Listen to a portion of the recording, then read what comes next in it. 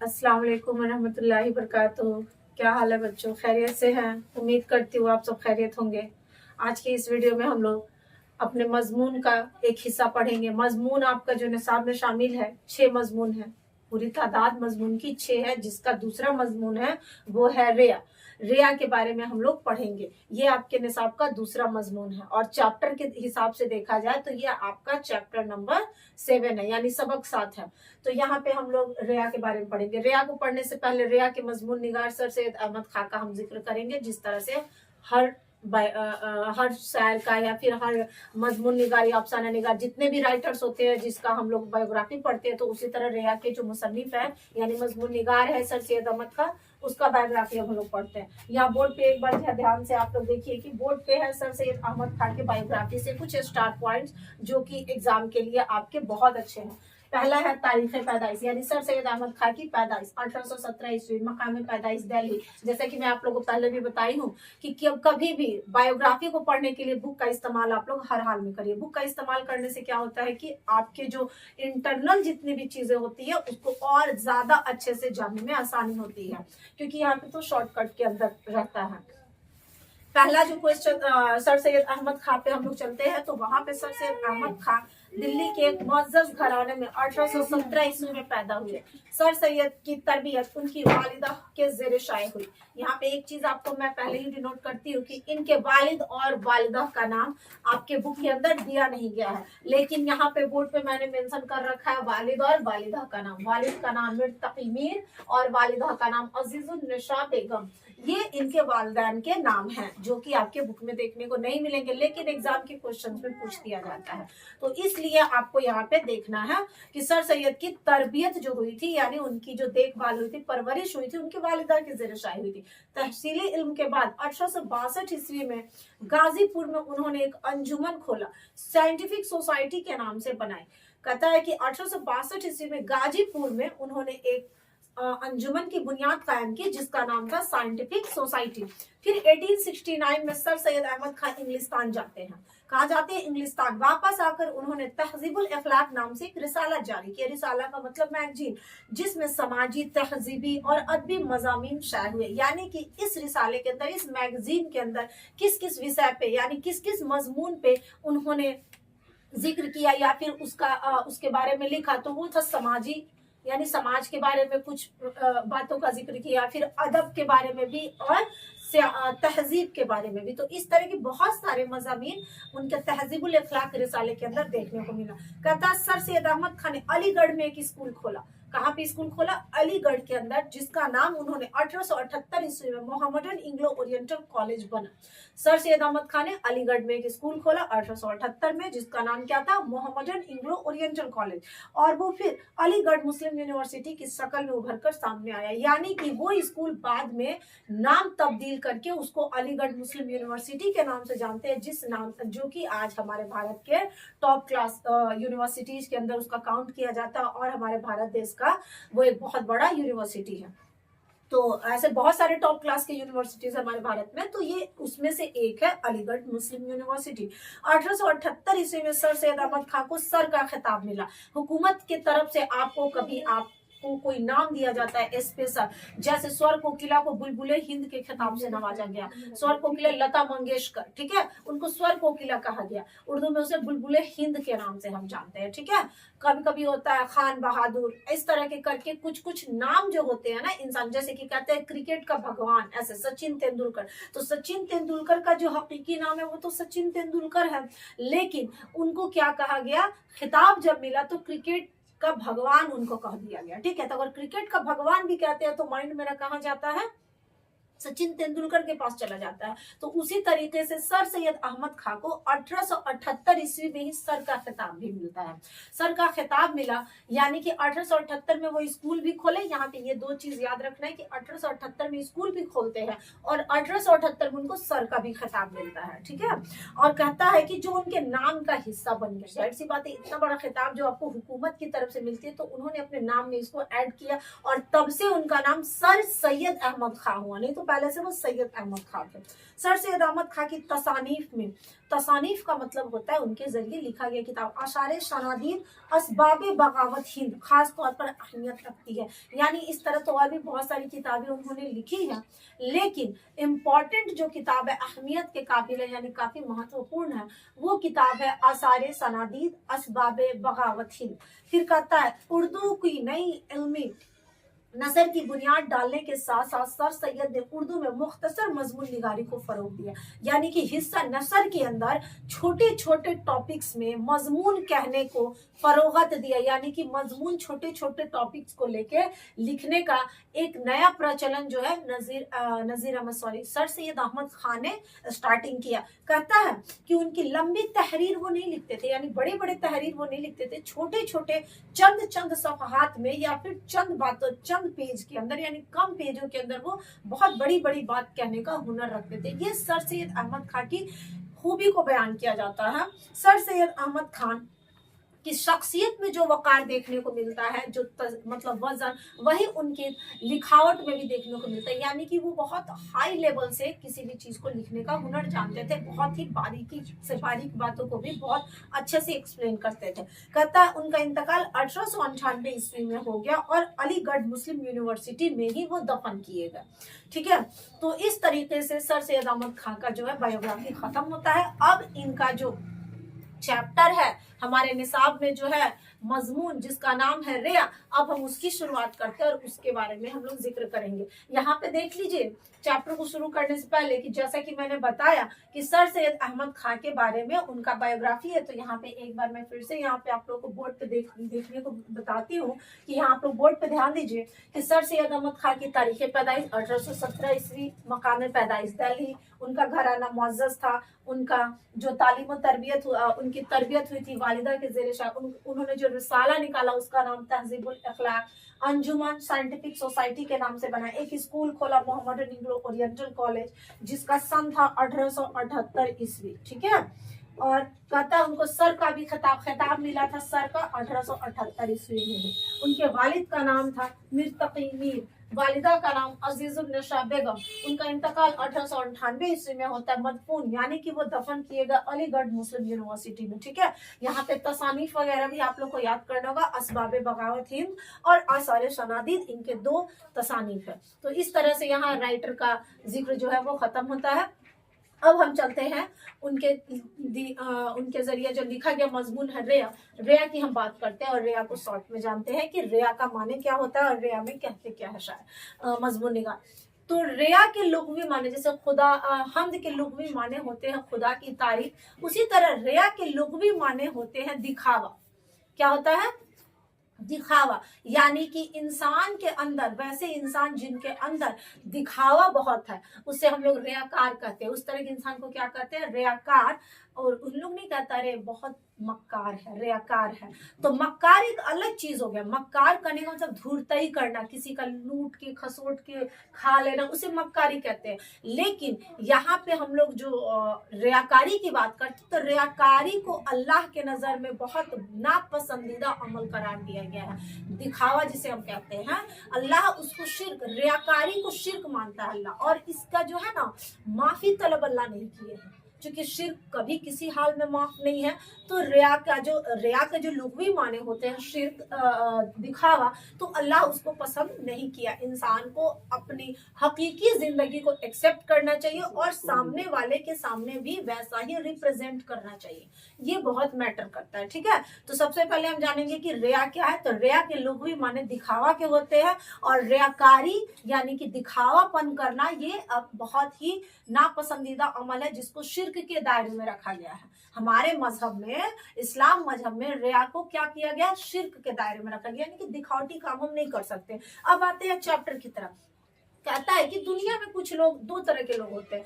कहता है कि कुछ लोग ऐसे होते हैं कि जिनका जाहिर कुछ और होता है, बातिन कुछ और होता है। जाहिर का मतलब होता है देखने में वो कुछ और लगते हैं, और बातिन मतलब अंदर के वो कुछ और होते हैं। ठीक है, ये रिया का सेंस होता है। कहता है कि बहुत सारे इंसान, तो 2 तरह के इंसान हुए, एक तो जिनका जाहिर कुछ और बातिन कुछ और। अब इसमें क्या होता है कि एक ऐसा इंसान जो दिन रात इश्क तमाशा भी नहीं, यानी दिखावापन में गुजार रहा है, हंसी मजाक ठाठ ठट्ठा इस सब में गुजार रहा है अपना टाइम। लेकिन किसी इंसान के सामने अपने आप को इतना नेक जता रहा है, इतना अच्छा साबित कर रहा है कि आप खुद मशकूक हो जाएंगे, इसके बारे में कोई कह रहा था, गलत कह रहा था, ये तो बड़ा नेक इंसान है, तो नेक नमाजी है, बाप रे इतना अदब वाला इंसान है, ये जो कहा है झूठ बोला है, कि शराबी नहीं है, कि दिन रात मौज मस्ती में नहीं लगा रहता, ये बड़ा नेक इंसान है, इसको तो हम देखे अब 5 वक्त नमाज पढ़ते जाते हुए, ये बड़ा नेक है, अदबो अदाब वाला है।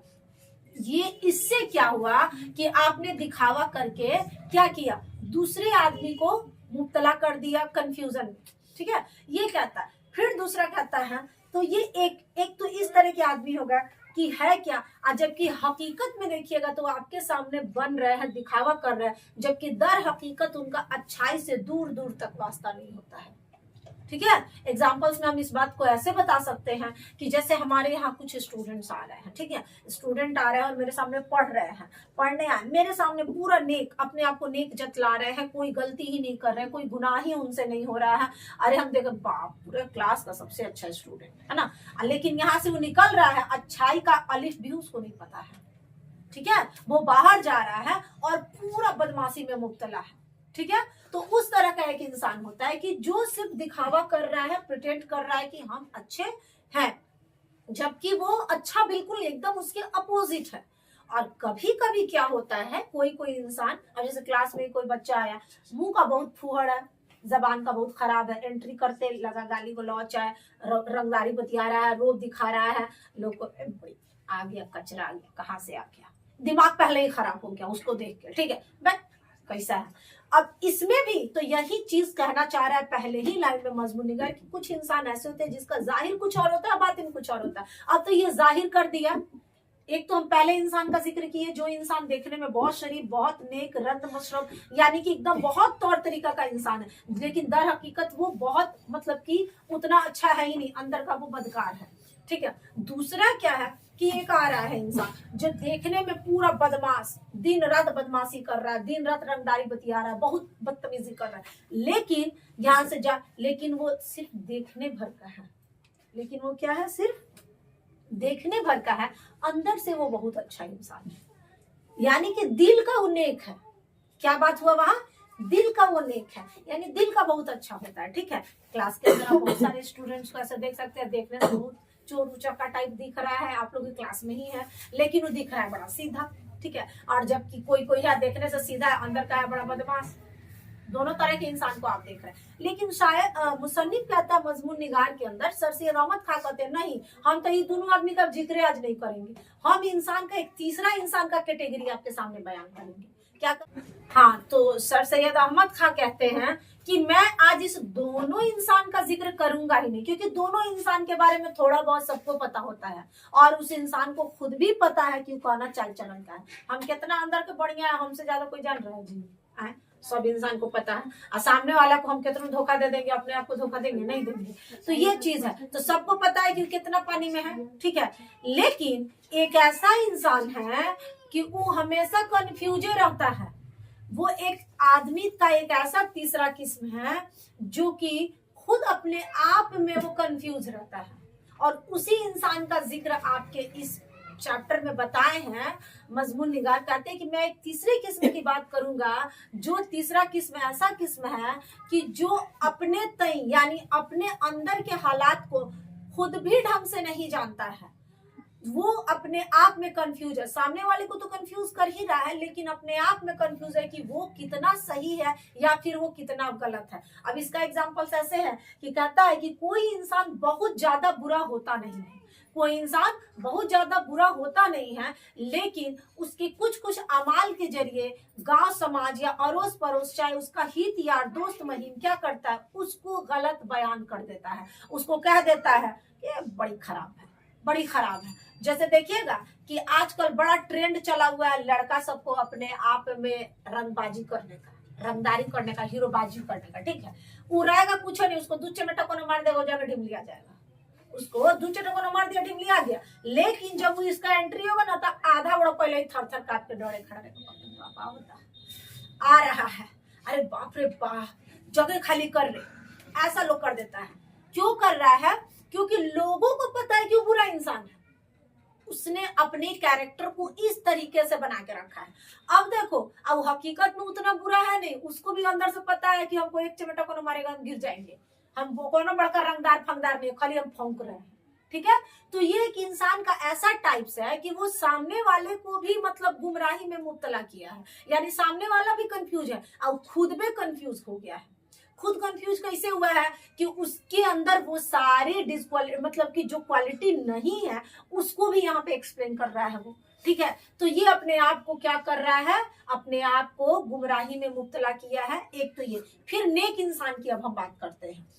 नेक इंसान पे आते हैं कि नेक इंसान जितना नेक है नहीं, जितना नेक है नहीं उतना नेक उसको जतलाया जा रहा है समाज के अंदर। जैसे कि आपको बता दे कि 5 वक्त नमाज कोई पढ़ रहा है, ठीक है, 5 वक्त कोई नमाज पढ़ रहा है, और अगर वो 5 वक्त का नमाज पढ़ दिया कंटिन्यू 10 दिन 15 दिन 20 दिन, समाज उसको देख लिया कि नमाजी बाप रे बड़ा नेक है, या फिर कोई आपको बता दे कि कोई समाज सेवा का ही कोई काम कर लिया, लोगों के नजर में आ गया। अब वहां क्या हो रहा है कि लोग उसके लिए एक अपना इमेजिनेशन ला लिए, तो बड़ा नेक है, तो बड़ा नेक है।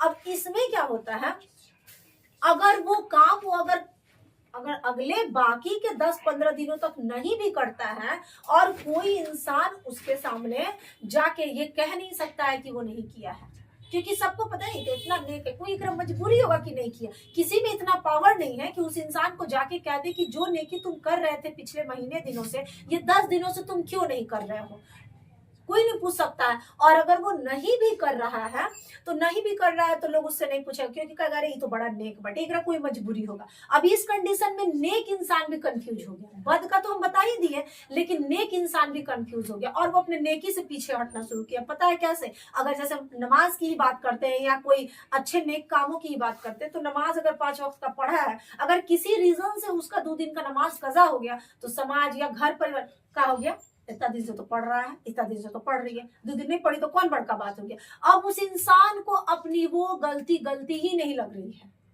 उस इंसान को वो गलती नहीं लग रही है। तो यही इंसान का तीसरा किस्म है, जिसको ना तो अपने बुराइयों का इल्म ढंग से हो पाता है, ना ही अपने अच्छाइयों का, यानी कि जितना नेक वो नहीं है उतना नेक उसको बता दे रहा है दुनिया, जितना बुरा वो नहीं है उतना ही बुरा उसको समाज साबित कर रहा है। अब इस कंफ्यूजन में इंसान खुद इतना कंफ्यूज है कि सामने वाले के साथ साथ जिस इंसान का जिक्र हो रहा है वो इंसान खुद तो नुकसान उठा रहा है, साथ ही साथ सामने वाले का भी नुकसान हो रहा है, सामने वाले का भी ईमान खराब हो रहा है।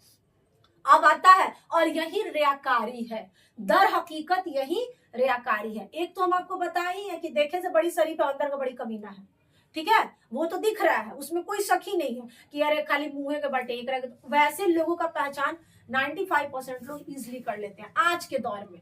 फिर अगर जो देखने से बहुत सीधा है, 95% लोग देखे से बहुत कमीना है लेकिन अंदर का बहुत सीधा है, अंदर से बहुत कमीना है सामने से ही सीधा है, ये सब चीज आज के डेट में इजिली पता चल जाता है। लेकिन ये जो तीसरा किस्म है कि जितना कमीना नहीं है उतना कमीना किसी को बता देना, जितना अच्छा नहीं है उतना अच्छा उसका झंडा गाड़ देना, ठीक है। तो ये सब चीज हो जाती है हमारे यहाँ कि अब जैसे कि मान के चलिए पार्टी की ही बात कर ले, सियासत पे तो नॉलेज, फिर हम सियासत पे ही क्यों जाए, जैसे कि हम आपको अभी बताए क्लास के अंदर की ही बात करते हैं या फिर समाज के अंदर की नमाजी की बात करते हैं। पॉलिटिशियन में जाएंगे तो ज्यादा दिक्कत हो जाएगा, तो फिर पॉलिटिक्स में ही है कि किसी किसी इंसान को है कि अगर कोई इंसान पॉलिटिक्स लाइन में अगर जो नेता जो मंत्री आपको पसंद है, आप उसका एक ही काम को लेके उसका झंडा गाड़ दे रहे हैं। कोई एक काम वो किया हो, बाकी का 99 उसका गलत है, लेकिन एक काम अच्छा है, अरे बाप रे एक जिसमें तो कौन होना, ऐसा हो रहा है हमारे माशरे में। अब यहाँ पे क्या हो रहा है कि उस सामने वाले नेताजी को दिख ही नहीं रहा है कि 99 को तो गलती ये किए हैं, उसको तो दिख रहा है हाँ है तो हम है तब ना लोग मेरा तारीफ कर रहा है। तो उस तरह के इंसान का भाई बड़ा नुकसान है इस दुनिया में, ठीक है।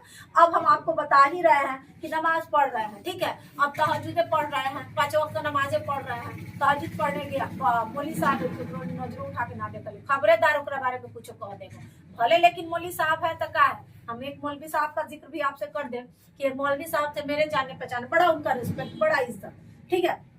और मौलवी साहब से पूरा लड़का डर रहा है, पढ़ रहा है, और उस मौलवी साहब का इश्क नामा मेरे सामने हाजिर है, जो हम जा रहे पढ़ाने। अब बताइए उस मौलवी साहब पे कितना मेरा ईमान मुकम्मल रहेगा। सारा दुनिया उनको इतना अच्छा मौलवी साहब का एक इमेजिनेशन ला के सामने रखे। हालांकि वो मौलवी साहब के नाम पे जाने जाते थे, लेकिन ऐसा कुछ नहीं था। वो एक यंग जनरेशन का लड़का था जिसको अपने नफ्स पे खुद काबू नहीं है। वो क्या दूसरे को सिखाएगा, वो क्या दूसरे को सिखा रहा है। और यहाँ पे वो दबंग स्टाइल में यहाँ चश्मा लगा के घूम रहा है। और उसके बारे में आपको यह कि 5 वक्त की नमाजी है, बहुत नेक है, दीनदार है। तो उसके चक्कर में उस इंसान को अपने अंदर सुधार का मौका ही नहीं मिलेगा। कोई को मजाल है उस मौलवी साहब से जाके कहने का कि मौलवी साहब, चाहे लड़का, तुम अगर इस स्कॉलर बनने जा रहे हो या फिर दीन हदीस की बातें कर रहे हो, तो तुम पे ये चश्मा कुर्ता के पीछे दबंग स्टाइल में लगा के घूमना सूट नहीं कर रहा है। अगर उसी उम्र के दूसरे बच्चे जो स्कॉलर नहीं बन रहे हैं, यानी कि जो एक स्पेशल धर्म को लीड नहीं कर रहे, अगर वो लगा के घूमते तो कोई मसला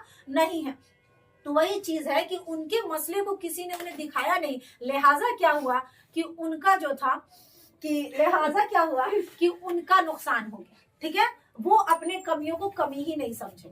अब देखिए सर सैयद अहमद खां कहते हैं कि मेरे पास कुछ ट्रिक है, कुछ उसूल है, जिसके बिना पे हम बता सकते हैं कि आप अपने अंदर, अगर आपके अंदर भी ये सारी कमी है तो आप इसको कैसे सुधारेंगे। ठीक है, उन्होंने उसूल बताया। सबसे पहले तो उन्होंने उसूल बताया कि आपके लिए इस्लाम में एक बहुत ही मुकद्दस और पाक किताब अल्लाह ने उतारी है, कुरान शरीफ। कुरान शरीफ के अंदर जिंदगी जीने के बहुत सारे उसूल को वाजे किया गया है, बहुत सारे नियम को दिखाया गया है, जिस नियम के तहत अगर आप अपनी जिंदगी गुजारते हैं तो आप बहुत सारी रियाकारी से बच सकते हैं, बहुत सारी गलत कामों से बच सकते हैं। दूसरा जो है, अल्लाह के नबी मोहम्मद सल्लल्लाहु अलैहि वसल्लम, यानी कि हजरत मोहम्मद मुस्तफा सल्लल्लाहु अलैहि वसल्लम के बताए रास्ते पर और उनके नक्शे कदम पर अगर हम अपनी जिंदगी को गुजारते हैं, उनके बताए रास्ते को फॉलो करते हैं, तो हम इस मसले से बच सकते हैं, इस प्रॉब्लम से बच सकते हैं कि हम रियाकारी नहीं करें या कहीं ना कहीं कर रहे हैं तो अपने आप को कंट्रोल कर ले। ये 2 तरीका तो इस्लाम के दायरे से हुआ। क्या हुआ, इस्लाम के दायरे से। ज्यादा किसी स्कॉलर को नहीं सुने, क्योंकि हमारे यहाँ फिरका परस्ती बहुत ज्यादा है। तो बेहतर है कि जो हमारे लिए किताब उतरा है, अल्लाह ने जिस किताब को हमारे लिए नाजिल किया कुरान शरीफ, उसके बताए तरीके से अपनी जिंदगी को गुजारे और नबी सल्लल्लाहु अलैहि वसल्लम के बताए हुए दीन और हदीस के रोशनी में जिंदगी गुजारेंगे तो रियाकारी से बच जाएंगे। ये तो आपका हुआ, क्योंकि खुद नबी सल्लल्लाहु अलैहि वसल्लम ने कहा कि मैं भी तुम्हारी तरह से एक इंसान हूँ, लेकिन मेरे पास वही आती है और तुम्हारे पास वही नहीं आती है। यानी गाइडलाइन था उनके पास, और उसी गाइडलाइन के जरिए वो अपनी जिंदगी गुजारे। और हमारे पास हम उसको गाइडलाइन नहीं दी, क्योंकि किताब के जरिए, कुरान शरीफ के जरिए हमारे पास आया, हमने नहीं किया। ये तो नॉर्मल। अब आते हैं दूसरे तरीके में जाने कैसे कि हमको इस रियाकारी से कैसे बचना है। दोस्त जो होते हैं ना, दोस्त, ये बहुत बड़ा ट्रिक है रियाकारी चैप्टर के अंदर का। रिया के अंदर का बहुत ही मतलब सबसे प्लस पॉइंट यही लाइन है, जिसको आप लोग सुनिए कि देखना होता है क्या कि हमारे दोस्त हमको क्या कहते हैं, इससे ज्यादा फॉलो करना है हमारे दुश्मन हमको क्या कहते हैं। अब आप सोचिएगा ये कैसे हो गया, दुश्मन तो हमेशा से कमी ना हुआ, दुश्मन कभी मेरा अच्छा हुआ नहीं। लेकिन प्लूटार्क जो थे वो कहते हैं हमारे बातचीत, हमारे चाल चलन, अदबो आदाब, कमी, ऐब, कोताही को जानने का सबसे बढ़िया तरीका है कि अपने दुश्मन पे ध्यान दे कि मेरा दुश्मन हमको क्या करे।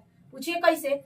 आपका दोस्त यार आ रहा है, आप कहीं से आ रहे हैं, कौन सा लड़ाई करके पीट पट के, ठीक है, दोस्तों से कहेगा ठीक कर लिया, हमारे कहने बोले ले हम चलते ठीक पिटाई करते बहुत बढ़िया कर लिया, ठीक है। आपका दोस्त कभी नहीं कहेगा ऐसा काहे कैला, आपका दोस्त कभी नहीं कहेगा, ठीक है। चाहे आप अनझटके में किसी को मार के क्यों ना आए हो, आप बिना मतलबों का, जैसे होता है ना, आपसे कोनो कमजोर लड़का ने जा रहा है बगल से, हट रास्ता खाली कर पीछे, डर नहीं लगा तो आपको दोस्त हमरा कहने बोले, ठीक है। ये क्या हुआ कि आपके दोस्त ने आपको दिखाया ही नहीं कि आपने गलती किया, आपने किसी गरीब पे अपने ताकत को आजमाया। तो इसीलिए कहा गया है कि दोस्त से भारी कमीना कोई नहीं होता है, ठीक है।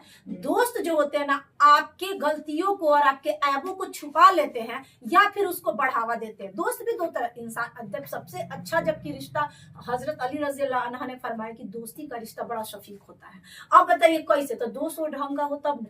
अब अगर आपका दोस्त कमीना, आप जाइएगा ना उसको समझाने, तक कहेगा एक खिया तो मैं नहीं, हमरा के हौसला भाग, एक से दोस्ती खत्म कर ली, कहना चाल का है रे भाग, एक से नहीं बतियाएंगे, कल से आपका चाय बंद, कल से आपके साथ में नाश्ता बंद, ठीक है। तो दोस्त को कहीं कहीं अगर फील भी हो रहा है ना कि आपको सिखाना है, तो वो आपकी नाराजगी के डर से आपको सिखेबे नहीं करेगा, यहाँ दोस्त ये करता है। और दूसरा क्या होता है कि उसको खुदे पता नहीं है कि क्या सही है क्या गलत है, तो खुद वो गलत कर रहा है, आपको भी साथे साथे करवा रहा है, तो आपको पता ही नहीं चला कि आप कहाँ सही है और कहाँ गलत है। जबकि दुश्मन की बात पे आते हैं, दुश्मन आपके अंदर से खोज खोज के बुराई निकालता है। दुश्मन को यह अच्छाई बतियाया है जी आपका, सबको पता है दुश्मन मेरा दुश्मन है, वो हर दिन मेरा बुराई करेगा। अब देखिए दुश्मन कैसे हमारे ऐबों से हमको पाक करता है, यानी आगाह करता है। दुश्मन क्या करता है, हमको गरियाएगा, हमसे झगड़ा करेगा, मेरा बुराई करेगा, सब करता है ना। अब मान के चलिए कि दुश्मन आपके बारे में, जैसे कि सीफा है, मेरे क्लास के अंदर कोई स्टूडेंट है, अगर वो कह देते हैं कि फलाना लड़की है ना, एक नंबर की झगड़ाइन है, एक नंबर की गरियंडी है, गाली दे रही है, लोग कह देगा। अब देखिए तो जब उस लड़कियां तक की बात का खबर गया, झगड़ाइन है, फ्लोरी है, एक नंबर आपने को लगाने वाली नहीं है, चाहे लड़का के बारे में कह दिया, बाप रे एक नंबर का छोड़ा एकदम कमीना लड़का है, पढ़ता लिखता तो है नहीं, चोरी करता है, डकैती करता है, डाका डालता है, झगड़ा लड़ाई में तो लोग बहुत तरह का बात बोल दिया। अब जब ये आपके कान तक ये बात पहुंचा तो आपको क्या समझ आ रहा है कि आप उस एक चीज जान जाइए, दुश्मन अगर आपके अंदर 100 ऐब निकाला है, कहीं ना कहीं उसमें से 2-4 ऐब आपके अंदर है, पूरा का पूरा गलत नहीं हो सकता, उसमें 2-4 कमी आपके अंदर होगी। अब 2-4 जो कमी है, उस 2-4 कमी को आप अस्तगफिरुल्लाह नौजुबिल्लाह पढ़े कि या अल्लाह सच में ये मेरे अंदर कमी थी, ये तो हमको आज तक अंदाजा ही नहीं लगा, ये तो हमको अंदाजा ही नहीं था कि हाँ सच में हम तो गाली देते हैं, झगड़ाइन है, गाली दे रहे हैं, ऐठलोरी है, लेकिन कहेगा डाका डालती है, लोग के घर में चोरी करती है, या डाका डालता है, चोरी करता है, तो कहेंगे बाप रे अल्लाह का शुक्र है कि हई दुगो कमी मेरे अंदर नहीं है। तो देखिए तो क्या हुआ, हमारा जो दुश्मन हुआ मेरे लिए शफीक उस्ताद के बराबर है।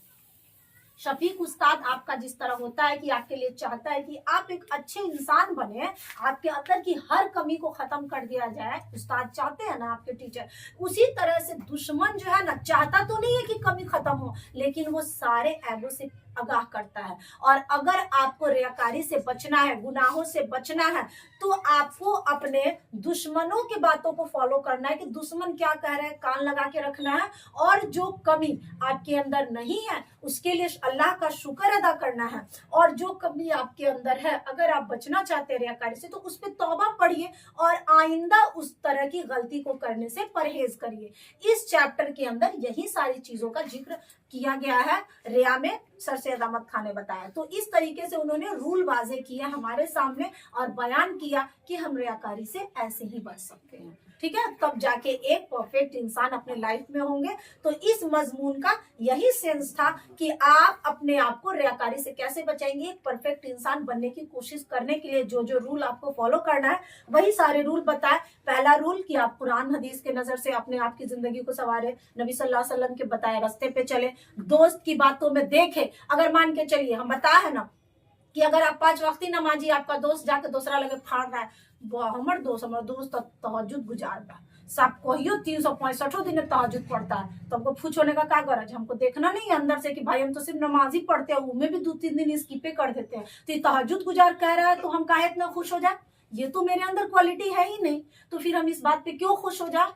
आपके दिल का हाल आपसे बेहतर कोई जान रहा है जी, तो फिर हम क्यों दोस्त के कहने पे ज्यादा चढ़ जाए, बढ़ जाए। फिर ये भी हम बताएं कि अगर दोस्त रास्ते में लड़ाई करके आए हैं तो आपके अंदर थोड़ा बहुत एहसास कमतरी है भी कि बेकारे मार दिए, रंगदारी कर दिए, नहीं करना चाहिए था, थोड़ा अफसोस हो भी रहा तो दोस्त आगे करे छोड़ ना, हटा तो कुछ गलत नहीं किया है, उसका उकाया है तुम्हारे रास्ते में, तो फिर आप वहां पे माइंड को लेके जा रहे अपने दोस्त के पास, तो माइंड आपका फिर डाइवर्ट हो रहा है और आप फिर गलती में मुब्तला हो रहे। तो आपको पता है ना कि आपके अंदर कमी थी, और जबकि नेक दोस्त होगा तो दूध चाटा मारेगा, अच्छा से आपको समझाएगा ना ऐसे नहीं करो, लड़ाई हो जाएगा, केस थाना पुलिस हो जाएगा, तुम्हारा करियर चौपट हो जाएगा, क्यों गरीब को मारा, क्यों मस्कीन को मारा। कितना % दोस्त आप लोग का करता है आप लोग के साथ, बताइए, है किसी का दोस्त ऐसा? नहीं है। आजकल का दोस्त साथ में तो मिलकर पूरा गलत काम में साथ देता है, और अगर आप उसके गलत काम में साथ नहीं दिए तो आपसे दोस्ती तोड़ लेगा। अगर आप गलत कर रहे हो, अगर वो आपसे आ रहा है समझाने, तो आप उससे दोस्ती तोड़िए। लिहाजा ये होता है कि दोस्त और दोस्त मिल के गुनाह करते हैं, ठीक है। तो इसलिए कहीं ना कहीं हमारे लिए बेनिफिशियल कौन हो रहा है, दुश्मन हो रहा है, ठीक है, तो इस चैप्टर का यही मकसद था। आज के इस चैप्टर को यहीं पे खत्म किया जाता है। ये अब मिलते हैं अपने नेक्स्ट वीडियो में नेक्स्ट चैप्टर के साथ और नेक्स्ट सारे अच्छी बातों के साथ और अच्छे चैप्टर को एकदम से दमदार से लेके दूसरे चैप्टर को हम लोग आएंगे। आज का ये वीडियो यहीं पे खत्म होता है। बाकी सारे मेरे चैप्टर को देखने के लिए, पिछले सारे चैप्टर को देखने के लिए मेरे डिस्क्रिप्शन के लिंक पे जाए और वहां से देखें और आगे जितने भी मेरे सारे वीडियोस आने वाले हैं उसके लिए मेरे चैनल को लाइक करें, सब्सक्राइब करें और बेल आइकन को दबाना ना भूलें। आज के लिए इतना ही। अस्सलाम वालेकुम रहमतुल्लाहि व बरकातहू।